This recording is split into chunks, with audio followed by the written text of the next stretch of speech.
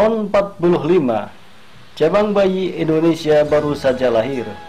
Anugerah dan rahmat ilahi yang tak terkira, buah cucuran keringat, air mata dan darah perlawanan para syuhada melawan penjajah.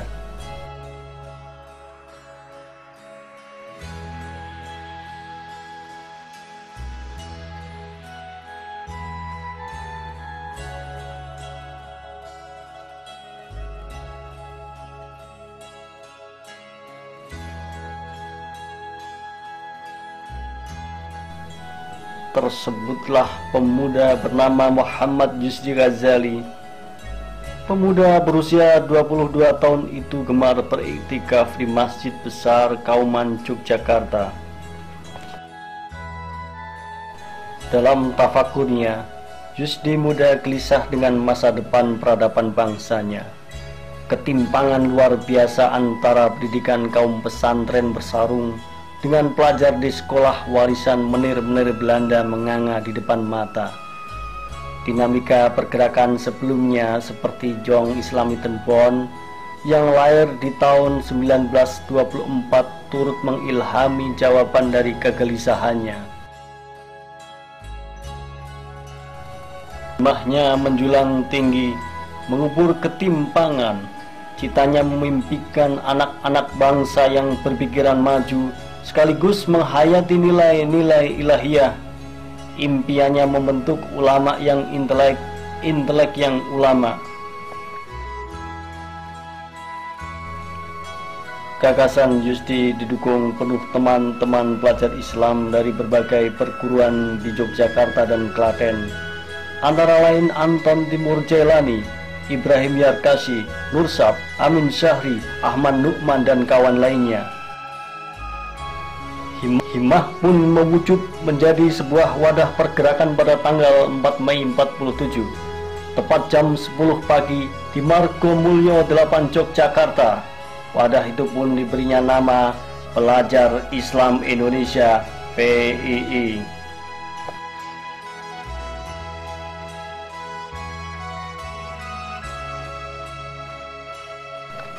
Kebangkitan PII yang dipimpin sementara oleh Yusdi Ghazali dalam waktu singkat disambut berbagai organisasi pelajar Islam lokal.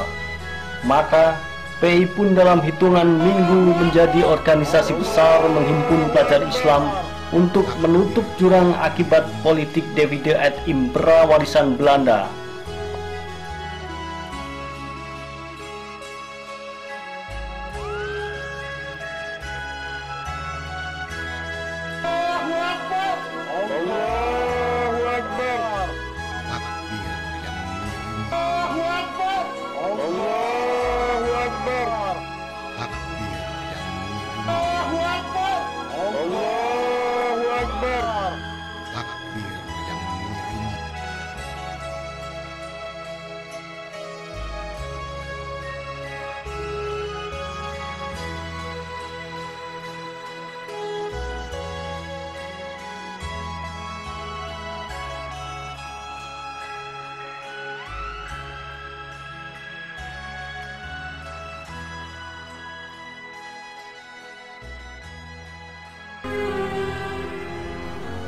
(21 Juli 47), Belanda melancarkan agresi militer pertama.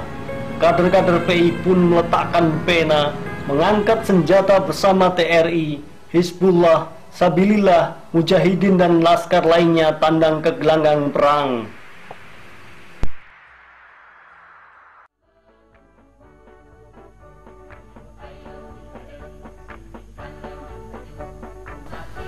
Guna menghimpun potensi kejuangan, 6 November 47 di konferensi besar pertama di Ponorogo dibentuklah Brigade PII.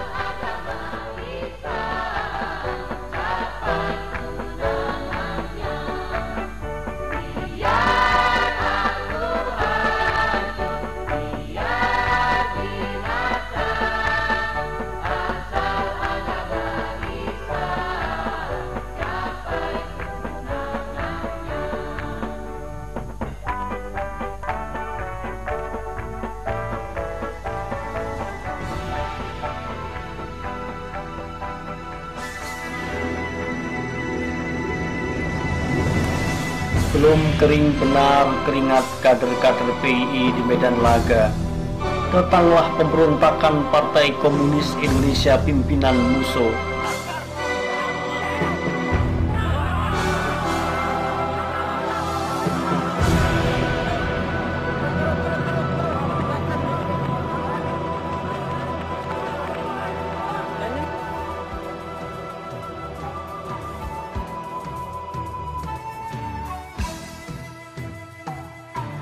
Pengabdian kepada tanah air terus memanggil. Belanda melancarkan agresi militer keduanya pada Desember 48. Komandan Brigade PI Abdul Fattah Permana bersama kader lainnya turut bergerilya bersama Jenderal Sudirman. Kongres 4 di Surabaya pada Oktober 51 menelurkan salah satu keputusan penting, yakni dibentuknya bagian kader. Bagian ini bertugas membentuk dan menyempurnakan keberadaan anggota inti PII. Setahun kemudian digelar latihan kader tingkat nasional di Yogyakarta. Latihan ini merupakan peletakan batu pertama sejarah kaderisasi.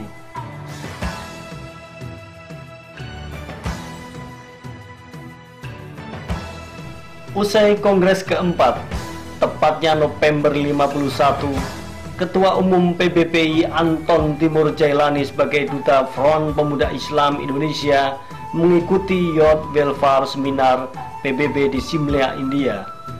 Sejak itu, PI mengembangkan hubungan luar negeri. Terbentuklah perwakilan di Amerika, Swiss, Kairo, Pakistan, Filipina, Irak, dan Norwegia.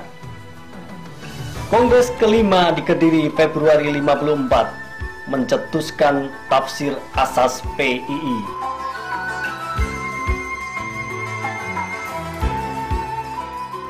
Pembinaan pelajar di dalam negeri melahirkan banyak program di dasawarsa awal perkembangan PII. Pengembangannya pun lalu melampaui batas negara.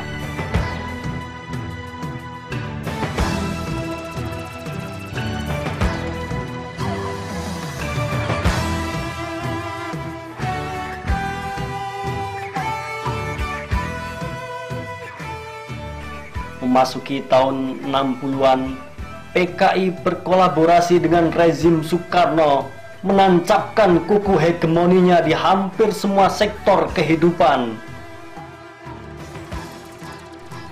Pada Kongres ke-6 Juli 61 di Jakarta, ditetapkan Ikrar Jakarta sebagai upaya memperteguh benteng ideologi agar tak terbawa arus. Kongres juga mengajukan resolusi kepada pemerintah soal pemberantasan aliran anti-Tuhan komunisme. Sejak itu, soal komunisme selalu menjadi bahasan dalam training-training PII.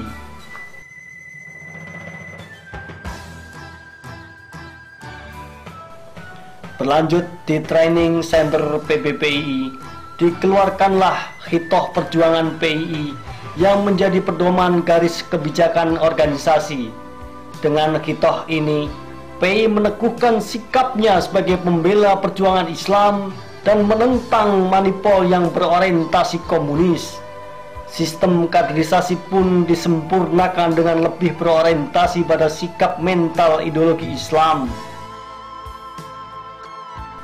September 63, di Jalan Bunga, Jakarta Timur, dibentuk PBPI Tandingan dengan maksud menyelamatkan PII dari tekanan manipul Uzbek dengan menyesuaikan diri pada manipul Uzbek. Sebulan kemudian digelar konferensi besar 7 di Bandung. Konferensisten menandatangani ikrar menentang manipul dan Nasakom karena isinya bertentangan dengan garis perjuangan Islam. Ketua PBPI Ahmad Juwaini dan Abdul Qadir Jailani serta Yahya Sutisna ditangkap Badan Pusat Intelijen, lalu dipenjara akibat menandatangani ikrar menentang Nasakom.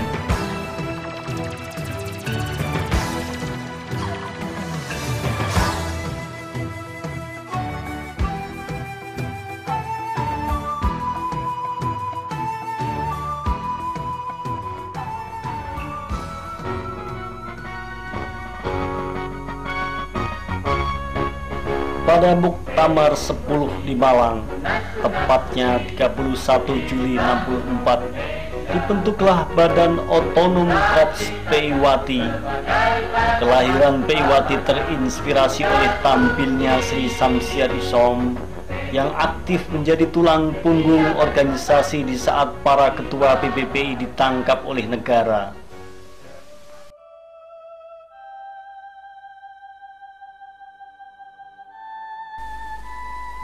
PKI kian menunjukkan keinginannya menghancurkan PI dengan peristiwa Kanigoro Affair pada 13 Januari 65. PKI makin menunjukkan taringnya di berbagai sektor kehidupan bangsa. Maka pada 2 Februari 65, PI menuntut dibubarkannya PKI. Berlanjut di konferensi besar 7 di Yogyakarta, para peserta konferensi merasakan tekanan politik makin berat. Hingga muncullah pertanyaan, apakah memilih PI bubar atau melanjutkan perjuangan? Karenanya dicetuskan tekad tandang ke gelanggang meski seorang sebagai bekal membakar semangat juang seluruh kader PI. PI mengejutkan masyarakat ibu kota dengan demonya menentang rencana pembubaran HMI oleh Soekarno. Demonstran menuju kantor Kontrar dan Front Nasional dengan spanduk "Langkai mayatku sebelum bubarkan HMI". PI terus aktif meneriakkan tuntutan pembubaran PKI, diteruskan dengan penyerbuan terhadap gedung-gedung yang menjadi sarang PKI dan underbawnya, tak terkecuali gedung Komite Sentral PKI di Jalan Keramat Raya 81 Jakarta.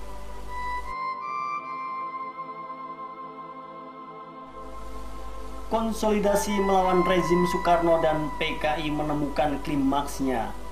9 Februari 66 dibentuklah Kesatuan Aksi Pemuda Pelajar Indonesia KAPI di Menteng Raya 58 Jakarta, diprakarsai oleh PII dengan Ketua Presidium Muhammad Husni Tamrin.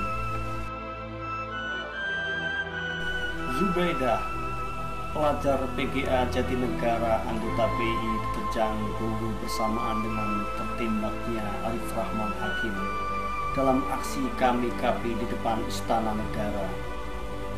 Sejarah tampaknya melupakannya dan jenazahnya tak jelas di mana dia dimakamkan.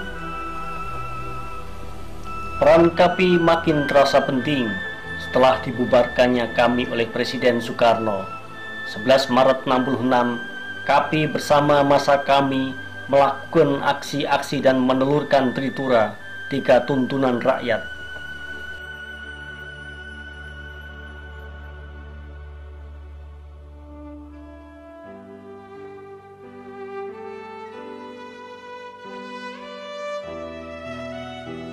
Di saat KAPI melakukan musyawarah luar biasa pada tanggal 24 hingga 31 Mei 66, muncul musyawarah KAPI tandingan di tempat lain.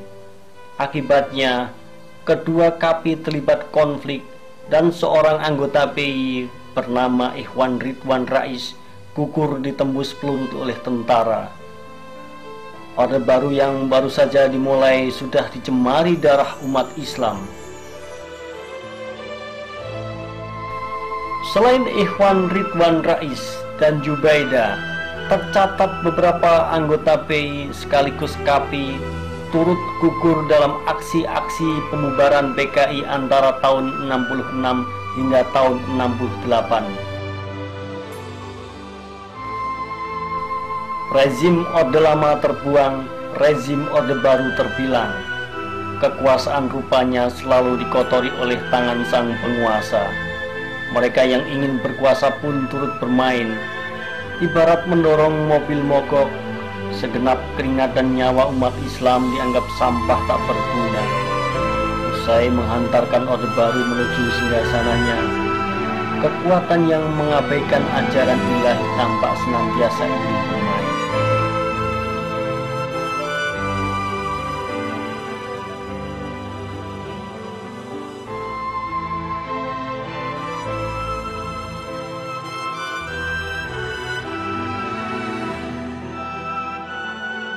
Upaya ini antara lain ditunjukkan secara gamblang dengan disusunnya rancangan undang-undang perkawinan yang mengabaikan tata nilai sesuai syariat Islam. Pada tanggal 27 September 73, masa PII bersama dengan Badan Kontak Generasi Pemuda Islam melakukan aksi ekstraparlementer. Masa turun ke jalan, mereka lalu mengepung gedung DPR MPR. Walhasil, Komisi Pekerja di DPR pun merevisi rancangan undang-undang perkawinan. Rezim Soeharto beserta kekuatan minoritas yang memanfaatkannya selalu berusaha membangun kemapanan kekuasaannya. Di periode 70 hingga 80-an, rezim berkuasa menampakkan ketidakramahannya, bahkan melakukan tekanan luar biasa terhadap kalangan Islam. Sebuah kenyataan yang tidak sepatutnya dilakukan atas mayoritas penghuni negeri ini. Tak terhitung tokoh-tokoh Islam dijebak, ditangkap, bahkan dihilangkan di masa-masa itu. Represi itu menemukan klimaksnya ketika digulirkannya asas tunggal Pancasila bagi semua ormas dan orpol di tahun 82. Sejak 82 itulah PI banyak menghabiskan waktunya membahas PR baru bernama asas tunggal, termasuk dalam medan training dan forum-forum pengambil keputusan. Namun apa lajur, pemerintah tetap nekat mengesahkan RUU Keormasan menjadi Undang-Undang Nomor 5 Tahun 85. Dan tentu saja PI mengambil langkah tegas tetap menentang pemberlakuan undang-undang itu melalui Muktamar 17 di Jakarta.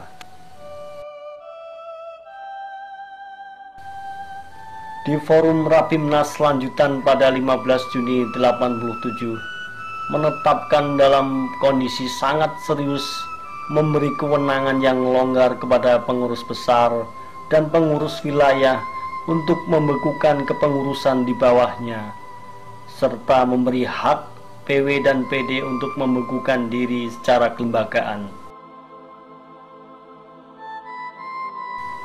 Anak-anak umat pun bergerak di bawah tanah dengan bekal militansi dan independensi, sehingga tahun-tahun itu PI bergerak secara informal.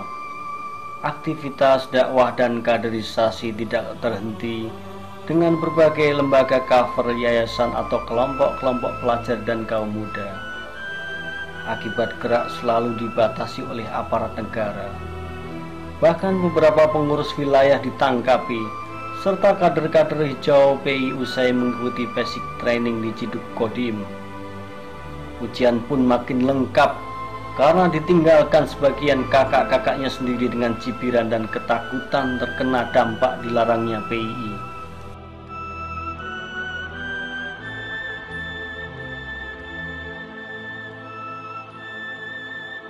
Namun patut disyukuri, umat umumnya ternyata masih merasa kehilangan aset yang paling berharga yang sebelumnya begitu produktif mencetak kader-kader umat. Cucuran tangis umat Islam, termasuk Kanda dan Yunda keluarga besar, masih peduli menghiasi periode informal itu.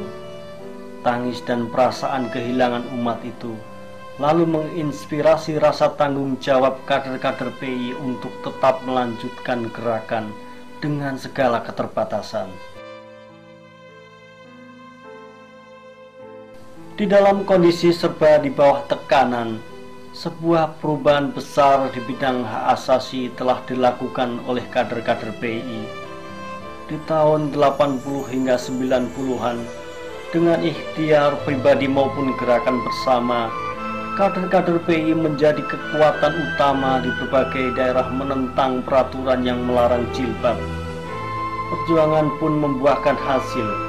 Jilbab menjadi dibolehkan di sekolah-sekolah menengah, sekaligus fenomenal syariah luar biasa di kalangan pelajar dan mahasiswa serta masyarakat umumnya.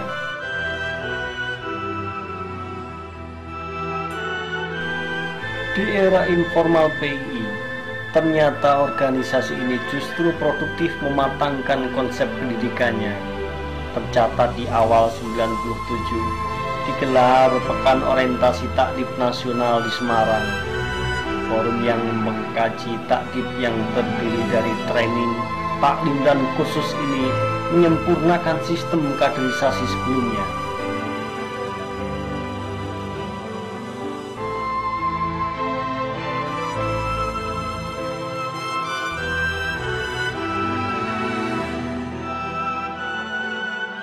Bahkan di era Hakam Najah ini, untuk mengembalikan struktur bawah yang menyusut saat informal, dicanangkanlah gerakan 1000 komisariat.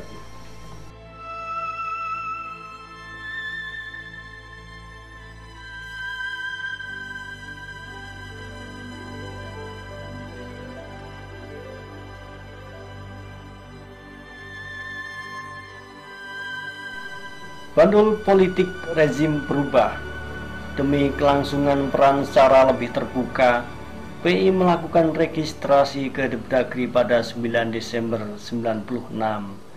Kendati belum secara resmi diakui, aktivitas PI mulai terbuka dengan mengatasnamakan PII.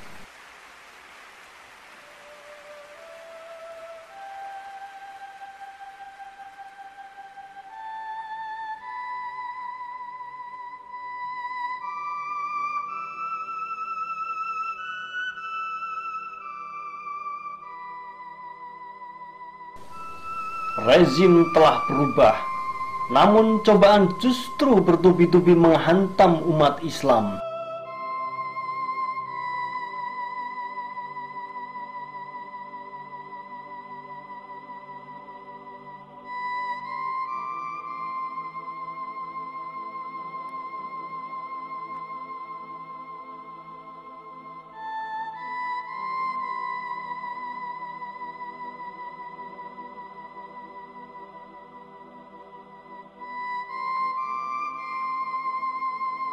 Aceh terus bergolak akibat konflik separatisme dengan pelaksanaan DOM. Di tahun 99, PI turut mendorong ditegakkannya HAM dengan antara lain pengadilan koneksitas bagi pelanggaran HAM dengan aksi di kantor Menkeh dan HAM Yusril Ihya Mahendra. Puncaknya Maret 2000, diselenggarakan simposium dan konsultasi nasional soal Aceh kerjasama dengan ABIM, Aceh, dan Universitas Indonesia.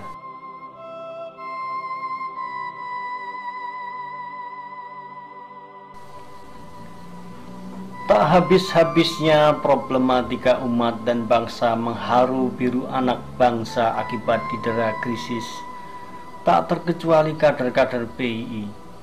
Dari masalah pendidikan yang tak cukup menjadi prioritas pemerintah, sampai mengontrol moralitas pemimpin negara dalam menegakkan visi reformasi, menjadi agenda yang mengharuskan mereka untuk turun jalan dan berdialog dengan DPR maupun pemerintah. Kekerasan atas pelajar termasuk penembakan misterius atas pelajar memicu pula keprihatinan PII, juga maraknya pornografi. Persoalan ideologi tetap menjadi agenda penting PII. Brigade PII dengan kaum muda pelajar Islam Indonesia melemparkan isu dikembalikannya Piagam Jakarta sebagai alternatif pedoman beragama dan bermasyarakat bagi umat Islam.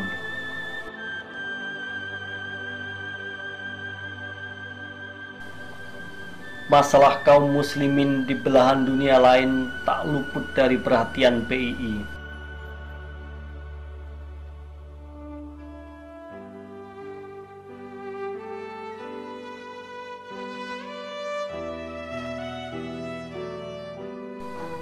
Pasca tragedi 11 September 2001, Amerika Serikat dan sekutu-sekutunya menggempur negeri Muslim Afghanistan.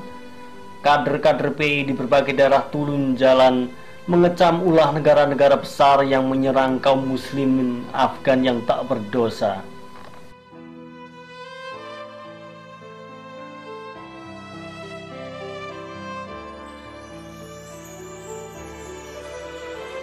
Realitas globalisasi tak bisa ditepis. Problematika moral dan peradaban menganga di depan mata. Tawuran pelajar, penggunaan narkoba, seks bebas, serta kriminalitas melengkapi carut-marutnya pelajar kita dalam hal moral. Ditambah lagi maraknya budaya liberal yang makin parah termasuk pornografi.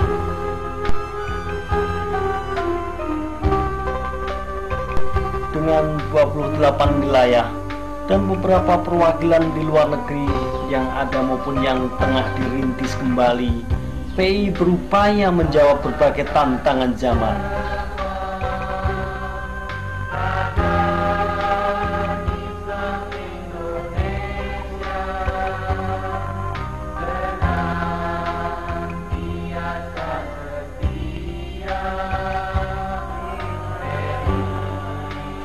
Sementara problem pembinaan moralitas dan potensi pelajar sebagai aset masa depan bangsa terus menjadi agenda utama. Dengan sistem takdib, PI berusaha menjawabnya dengan meningkatkan kualitas kader dan masyarakat pelajar dengan berbagai jalur, training, taklim, dan kursus. Untuk melengkapinya, berbagai program pembinaan pelajar antara lain pelatihan advokasi, pelatihan reproduksi remaja, simposium pelajar, serta pembuatan website PI, dan program lainnya. Kemampuan PI secara konsisten melahirkan kader-kader umat dan bangsa yang berkarakter muslim, cendekia, pemimpin terus diuji. Segenap aktivis dan kader-kadernya diuji kehandalannya mengejawantahkan tujuannya, kesempurnaan pendidikan dan kebudayaan yang sesuai dengan Islam bagi seluruh rakyat Indonesia dan umat manusia.